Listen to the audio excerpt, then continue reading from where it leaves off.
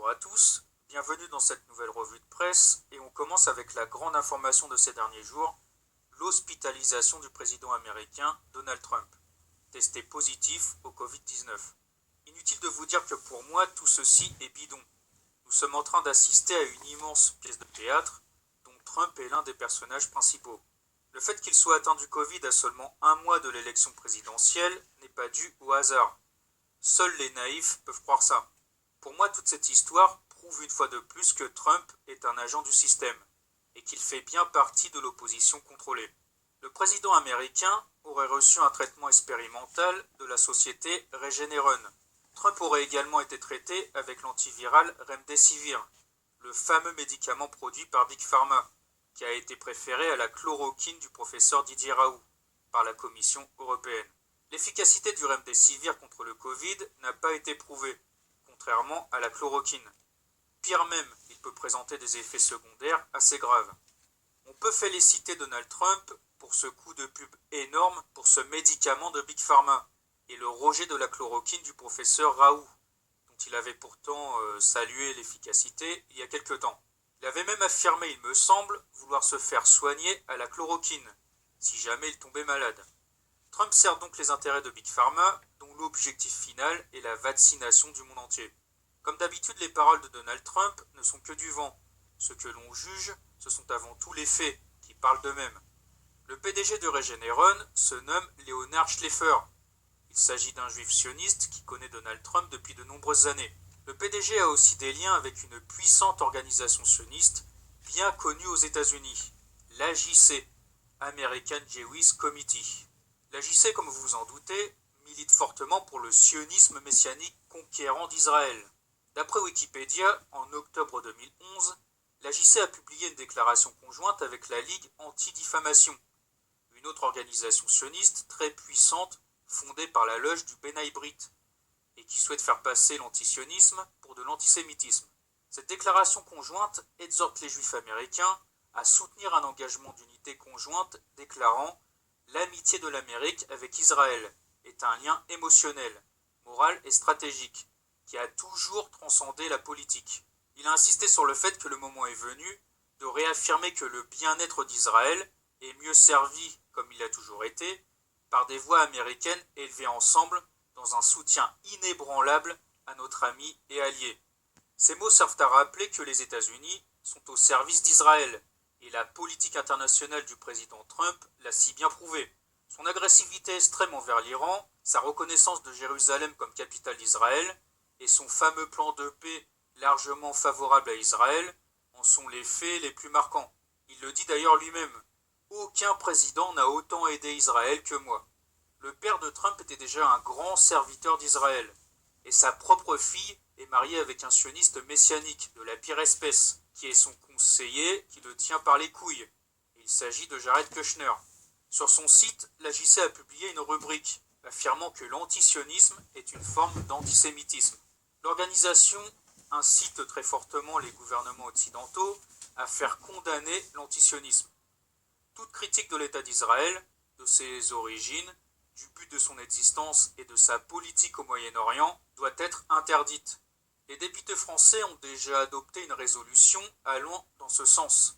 Dénoncer le messianisme dégénéré de certaines élites israéliennes, racistes et fanatiques, est donc une forme d'antisémitisme, d'après ces faiseurs de loi. Un messianisme qui est basé sur une interprétation communautariste, mais surtout erronée des écrits bibliques. Car il promet la venue d'un Messie qui permettra à Israël de régner éternellement sur l'humanité. Il s'agit d'une vision très politique et matérialiste qui s'oppose à toute transcendance. La tradition hébraïque, biblique, comme toutes les autres traditions du monde, ne promettant pas un royaume terrestre éternel, mais un royaume céleste, une union de l'esprit humain avec l'esprit divin. On parle avant tout d'esprit et non pas de tribu ou d'ethnie. L'élu de Dieu n'est pas celui qui appartient à une communauté, mais celui qui laisse entrer la lumière divine dans son cœur. Ces sionistes messianiques ont surtout rejeté le vrai Messie de la fin des temps, qui n'est autre que Jésus-Christ, un Messie universel qui mettra fin au gouvernement mondial de l'Antéchrist. Et le Christ nous dit bien que son royaume n'est pas de ce monde. S'opposer à l'expansion d'Israël pour des motifs religieux plus que douteux est donc de l'antisémitisme. De ce fait, dénoncer le massacre des Palestiniens et la spoliation de leurs terres est également de l'antisémitisme, d'après nos pseudo-élites. Trump, malade du Covid et hospitalisé, qui se trouve en quelque sorte en danger, cela renforce sa figure de faux sauveur héroïque. Trump, comme tant d'autres chefs d'État avant lui, est un antéchrist. En effet, il n'est rattaché à aucune tradition spirituelle. C'est un capitaliste, un matérialiste faisant partie de l'oligarchie américaine. Son orgueil est tellement démesuré qu'il possède son propre gratte-ciel, la Trump Tower, se trouvant à New York. Les gratte-ciel étant des tours de métal faisant référence à la tour de Babel de Nimrod, qui voulait s'emparer du ciel par ses propres moyens. Ces bâtiments carrés, donc bien ancrés dans la matière, sont les grands symboles de l'homme qui se prend pour Dieu, qui ne construit plus des temples spirituels à la gloire de Dieu, mais d'immenses tours de fer servant sa propre gloire. Trump, en tant qu'antéchrist, est le chef d'une nation créée de toutes pièces par la franc-maçonnerie luciférienne. Il est proche de milieux anti-traditionnels, tels que le milieu protestant évangélique, dont la principale mission étant de détruire les rites et les dogmes de la tradition catholique, et de faire passer les autres traditions comme l'islam ou l'hindouisme par exemple, comme démoniaques. Il s'agit là d'un renversement total des valeurs, car les rites et les dogmes de toutes ces traditions ancestrales ont une signification ésotérique, qui les relie tous à la tradition primordiale, la pure connaissance divine, source première de toutes les religions.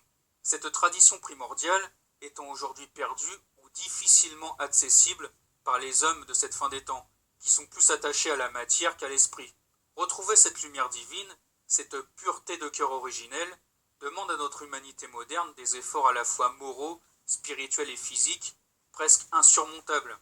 Heureusement, il existe encore les religions, secondaires par rapport à la tradition primordiale, qui offrent une certaine élévation de l'âme, et en bout de course le salut à l'humanité.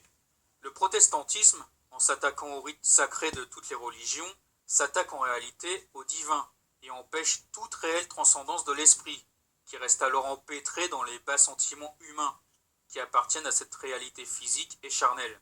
Le protestantisme est le grand allié du sionisme, car ces deux croyances dégénérées prônent la venue d'un Messie qui leur offrira des gloires terrestres, qui fera d'eux des dieux sur terre, en quelque sorte. Il s'agit là de la grande promesse de Lucifer, faite à Adam et Ève. L'antéchrist Trump, héros des milieux protestants évangélico-sionistes, sert donc les intérêts de la contre-tradition satanique, ennemi de la pure tradition primordiale.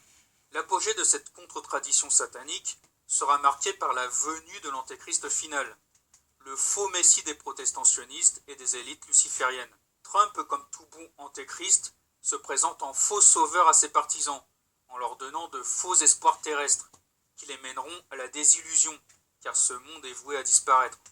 Nous sommes arrivés à une fin de cycle. La situation, aussi bien matérielle que spirituelle, ne va pas s'améliorer. Prétendre le contraire est un mensonge. Ces faux espoirs terrestres ne peuvent mener ceux qui y croient qu'au désespoir le plus complet, et à la mort aussi bien physique que spirituelle, car ces gens croient en l'homme beaucoup plus qu'en Dieu. Le fait que le dieu Trump soit hospitalisé provoque une réaction émotionnelle assez forte chez ses partisans, pour qui il représente le seul espoir d'une vie meilleure. C'est comme dans un film où le héros se retrouve en difficulté. Le spectateur espère alors de toutes ses forces le voir triompher de l'adversité, quitte à prendre des risques avec lui, s'il le pouvait, afin de l'aider à sauver le monde. Et bien là, on retrouve la même chose avec les partisans de Trump, qui vont plus que jamais se retrouver à fond derrière leur héros pour l'ultime bataille des élections. Ce soutien est proprement fanatique, car certains envisagent même de prendre les armes pour défendre Trump et la nation. I also think we're going to pay a little surprise to some of the great patriots that we have out on the street.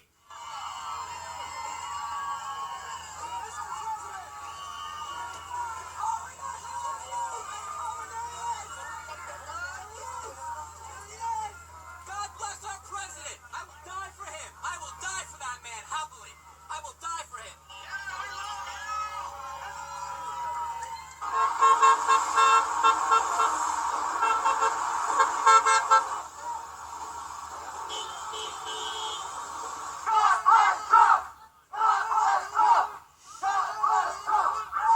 And I'm just here to say that our lives matter and the president's life matter.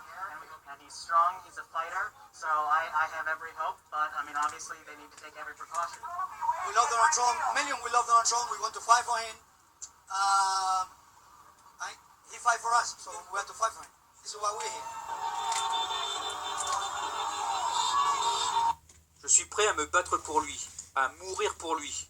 Voilà les mots de ces fanatiques endoctrinés. Leur faux sauveur les mènera droit à la guerre civile. Et bien sûr, les médias jouent avec l'émotion de ces gens en changeant d'avis presque chaque heure sur l'état de santé de Trump. Ces montagnes russes émotionnelles ne font que renforcer le fanatisme de ses partisans. Le fait de se déclarer souffrant fait aussi partie d'une stratégie électorale, car les indécis pris par l'émotion suscitée par son état de santé vont se rallier à sa cause par milliers. Le cas s'est déjà vu par le passé avec Bolsonaro ou encore Boris Johnson, deux grands sionistes fanatiques, eux aussi, qui ont vu leur cote de popularité grimper dès qu'ils se sont déclarés malades. D'ailleurs, un récent sondage annonce que Trump est passé devant Biden au niveau des intentions de vote. Le faux sauveur qui chute pour mieux se relever, qui affronte le danger et qui frôle même parfois la mort, cela est une grande caractéristique des antéchrists historiques. On peut citer quelques exemples, comme Napoléon, qui a perdu son pouvoir avant de le récupérer, Hitler qui a été victime d'un attentat et qui en est ressorti indemne, Staline dont on ne compte plus les tentatives d'assassinat déjouées contre sa personne. Des exemples comme ça, les historiens pourraient en trouver un tas d'autres, je pense. Même l'antéchrist final, d'après les prophéties apocalyptiques, sera victime d'un attentat. Il est écrit que la bête, l'antéchrist, sera mortellement blessée, touchée par un coup d'épée, et qu'elle renaîtra. Ce sera comme une parodie satanique de la résurrection du Christ. La chute éphémère décuple en quelque sorte les pouvoirs de ces antéchrists, qui reviennent plus forts et plus déterminés que jamais. L'antéchrist final ira puiser des pouvoirs plus maléfiques encore dans l'abîme démoniaque. Pour Trump, cette chute et cette résurrection, qui sera sans doute symbolisée par sa réélection, lui donnera le pouvoir d'accentuer les tensions communautaires et raciales aux États-Unis et les tensions internationales au Moyen-Orient, car le destin de Trump est lié à Israël. Si du côté de ses partisans, ce petit coup politique de l'hospitalisation renforce sa figure de sauveur héroïque, du côté de ses détracteurs, cela renforce au contraire sa figure de fou nationaliste, complètement irresponsable, qui nie la dangerosité du virus. D'un côté comme de l'autre, cela renforce en réalité les divisions dans un pays qui se trouve déjà au bord d'une guerre civile. Les uns seront prêts à en venir aux mains pour le voir gagner, voire même à tuer. Les autres seront prêts à tout pour le voir quitter la Maison Blanche. Tous sont pris dans une hystérie collective, montée de toutes pièces par le système mondialiste. Trump incarne le patriotisme, un patriotisme dégénéré qui n'est relié à aucune tradition spirituelle, qu'on pourrait qualifier de matérialiste et de pseudo-chrétien. Il incarne également le nationalisme, dans ce qu'il a de pire, le nationalisme conquérant, aussi bien sur le plan économique que militaire. Et à travers Trump, ce sont toutes les valeurs patriotiques et nationalistes qui existent encore dans le monde, qui seront condamnées si une guerre civile éclate aux États-Unis, ou pire encore, une guerre mondiale au Moyen-Orient. Trump sera le grand symbole, avec peut-être la Russie de Poutine, de ces nationalismes qui ont mené le monde au désastre. Des nationalismes et des patriotismes dangereux pour la paix mondiale, que l'antéchrist final se proposera d'éradiquer définitivement. Le 3 novembre, jour de l'élection américaine, sera vraiment une date clé pour les États-Unis et pour le monde. Car si les États-Unis sombrent dans le chaos ce jour-là à cause du résultat des votes, le monde suivra. L'économie mondiale, pour commencer, ne survivra pas à un tel choc, elle qui se trouve déjà à l'agonie. Des pays ennemis sentant les États-Unis en grande difficulté pourraient décider de passer à l'attaque, ce qui mettrait en péril la paix mondiale. Des intérêts américains à l'étranger ou des pays alliés pourraient être pris pour cible. D'après Sputnik, un professeur qui a prédit correctement le résultat de plusieurs élections US s'exprime sur les chances de Trump. Alan Lichtman, un historien ayant mis au point un système de prédiction électorale, a donné son analyse du duel Trump-Biden à Radio-Canada. Selon lui, Donald Trump ne sera pas réélu, à cause notamment des récents troubles sociaux et des conséquences économiques de la pandémie.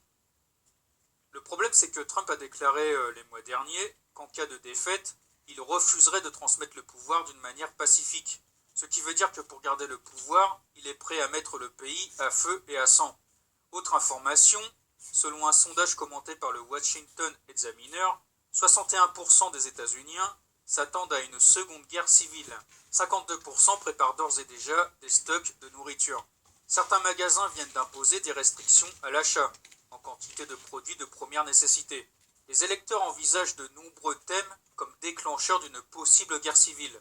Les réactions populaires aux mesures anti-Covid-19 de certains gouverneurs, plus encore que la contestation des résultats de l'élection présidentielle. Des agents du système comme Zahra Rahim, une ancienne porte-parole d'Hillary Clinton, décident de mettre de l'huile sur le feu de la division en déclarant vouloir la mort de Trump sur les réseaux sociaux. Le département de justice et le FBI se préparent quant à eux à des violences le soir de l'élection et à des perturbations de scrutin.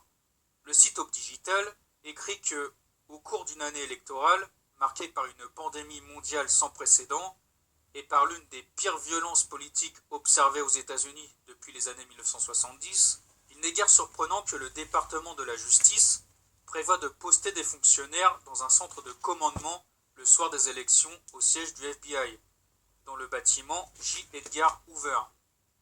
Dernière information, un nombre inquiétant d'Américains estime que la violence politique est justifiée si l'autre camp gagne l'élection, selon le site Politico, qui dit avoir suivi les tendances de l'opération publique qui fournissent de solides motifs d'inquiétude. Le résultat de Politico est qu'environ 20% des Américains ayant une forte affiliation politique sont tout à fait prêts à approuver la violence si l'autre camp remporte la présidentielle, et que l'histoire et la psychologie sociale nous mettent en garde de prendre ces menaces très au sérieux. L'article compare le mécontentement croissant aux mobilisations armées de rue des années 1920 et 1930 en Europe, lorsque de violents affrontements entre partisans rivaux ont ravagé les cultures démocratiques fragiles, ont intimidé et marginalisé les forces modérées, et ont donné aux autocrates naissants une excuse pour s'emparer des pouvoirs d'urgence.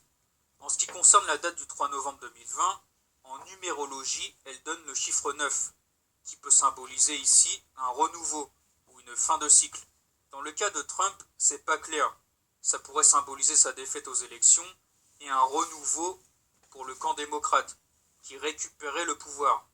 Ça peut aussi signifier un nouvel élan pour Trump, s'il l'emporte.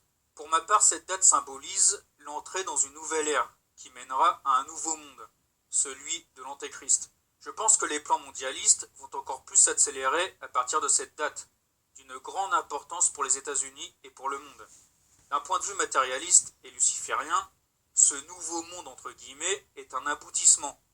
Mais d'un point de vue spirituel et transcendant, il s'agit d'un véritable déclin, car le monde sombrera encore plus dans les ténèbres. Ce 9 a donc une aura assez maléfique selon moi. Petite mise à jour concernant Trump, il est maintenant sorti de l'hôpital et son retour à la Maison Blanche a été une véritable mise en scène digne d'un film hollywoodien, où le héros triomphant fait son grand retour après une dure bataille. Tout ce que j'ai dit précédemment est confirmé par cette mise en scène grossière. Il continue de diviser le peuple entre ceux qui le voient comme un héros et ceux qui le voient comme un irresponsable. À la fin de cette vidéo, il promet qu'un vaccin sortira bientôt pour combattre le méchant Covid, ce qui prouve une fois de plus sa totale soumission au plan mondialiste.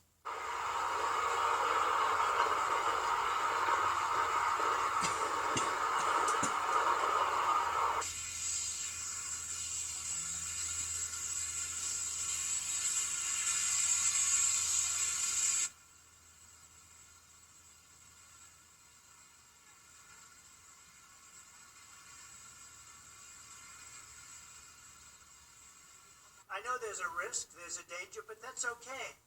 And now I'm better, and maybe I'm immune, I don't know. But don't let it dominate your lives. Get out there, be careful.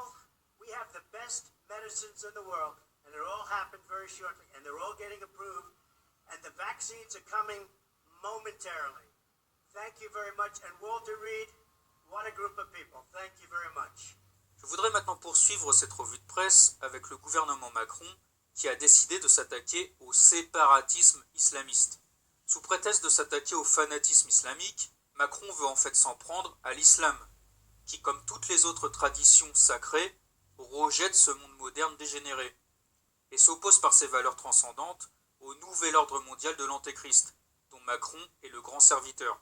Tous ceux qui ne se soumettront pas au progressisme et à l'humanisme moderne, voulant faire de l'homme un petit dieu soumis à Lucifer, seront considérés comme de dangereux fanatiques terroristes. Macron veut créer un islam de la République, tout comme il veut créer un catholicisme républicain, c'est-à-dire des religions vidées de leur spiritualité profonde, et qui ne seraient plus que de vulgaires philosophies.